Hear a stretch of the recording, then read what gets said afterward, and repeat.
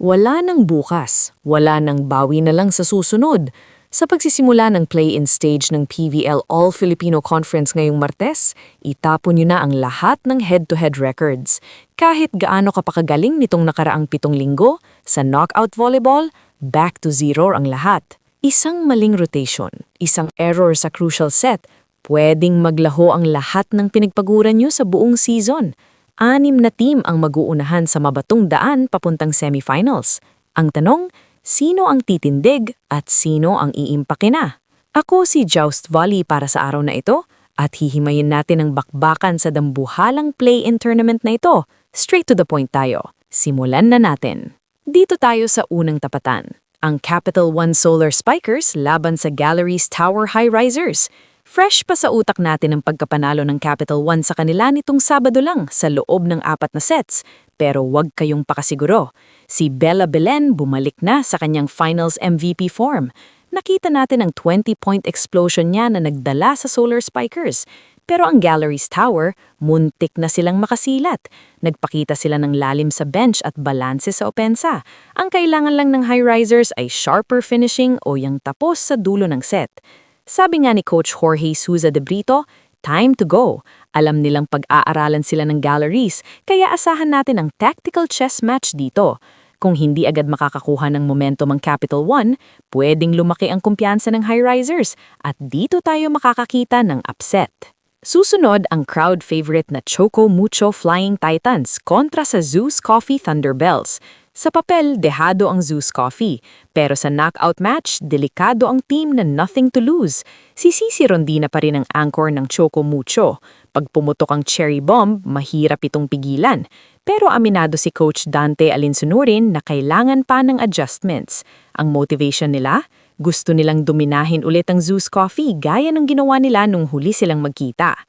Sa kabilang banda, ang Zeus Coffee ay nabubuhay sa malakihang chaos. May veteran leadership sila na pwedeng mag-apoy sa gitna ng pressure.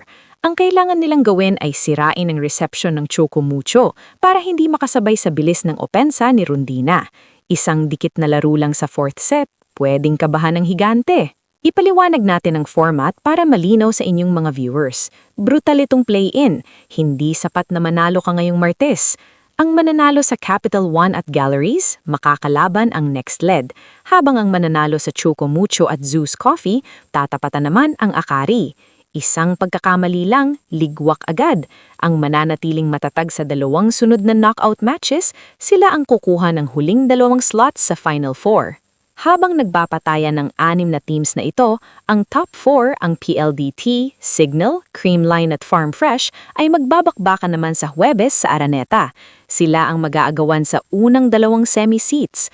Ang matatalo sa kanila bababa para harapin ang mga survivors ng play-ins. Ano ang nakikita nating X-factor? Una, ang fatigue. Ang play-in teams ay dadaan sa butas ng karayong. Pagdating nila sa dulo, battle-tested sila pero puyat at pagod. Pangalawa, ang mental toughness. Sa knockout stage, hindi lang ito physical skills. Ito ay tungkol sa kung sino ang hindi mangangatog ang tuhod sa 24-all ang score. Inaasahan nating magdodominate ang Solar Spikers at Flying Titans dahil sa kanilang experience sa pressure games. Pero huwag kayong kurukap dahil sa PVL, momentum is flimsy. Pwedeng ang bayani ngayong araw ay maging mitsa ng pagkatalo bukas. Sino sa tingin nyo ang makakalusot sa play-ins at papasok sa semifinals? Choco Mucho nga ba o may surpresang hatid ang next lead at Akari? I-comment nyo ang inyong mga predictions sa ibaba. Huwag kalimutang i-like ang video na ito at mag-subscribe para sa daily updates at tactical analysis ng PVL All-Filipino Conference. Hanggang sa susunod na spike, ay ako si Joust Volley, saludo sa pusong atletang Pilipino.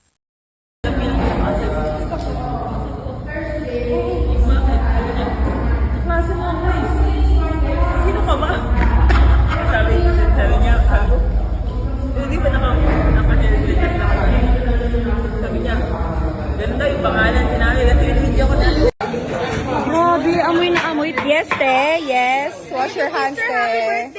Wash your hands! Ayan na, wash your hands. Ayan na. Yes. Tess, ano yung sa'yo? Yes, kuya, kain. Thank Thank you, kuya. Kain. Kanina mo, chef. Get one. Kulay. Ano na protein? Lunch na ba? Ay, dalawa po. Ay, ayaw. Yung paa. Si Ate Mas, na ibo na naman ako. Diba ni G? Kaso na doon sabi ko siya. I can't. Hipon. Dito na. Your mom. Your mom. Mom, let's go, Mom. Mom. Ate Marian. Ate Marian. Ikaw bumili niya eh. Get one. Make it two, Vani.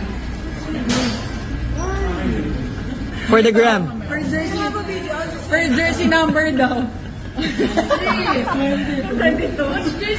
Ang bagal naman.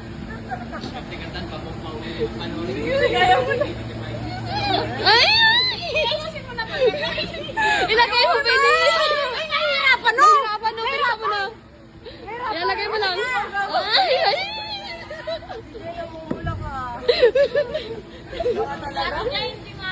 Iba yung ano ganito kasi.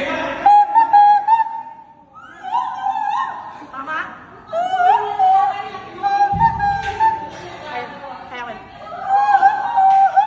Kaya isa kapag ginawa kanina eh. Tama naman diba guys? I-compare mo kung sino mas magaling sa aming dalawa.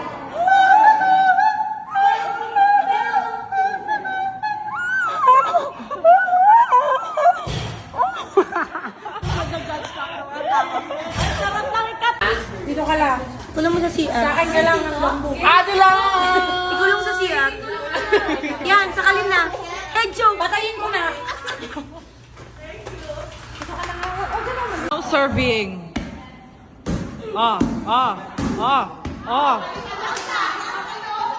Outside pa din. You're... serve.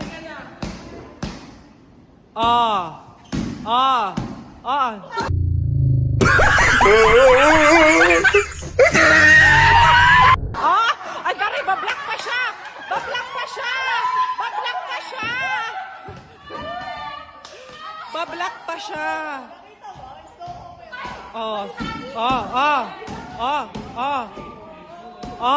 Nananulay?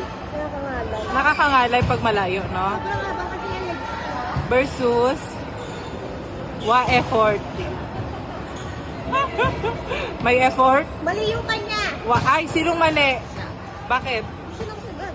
Sagad. Dapat sagad daw, te. Isagad mo nga daw, te. Paano ba yung sagad?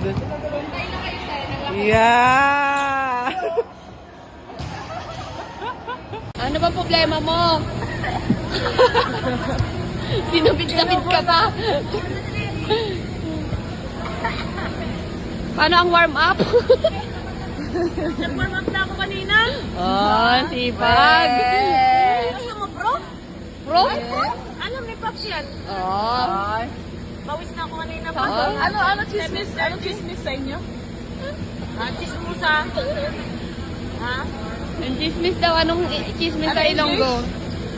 Ano? Gossip. Yung isa, other term. Other term? Other term.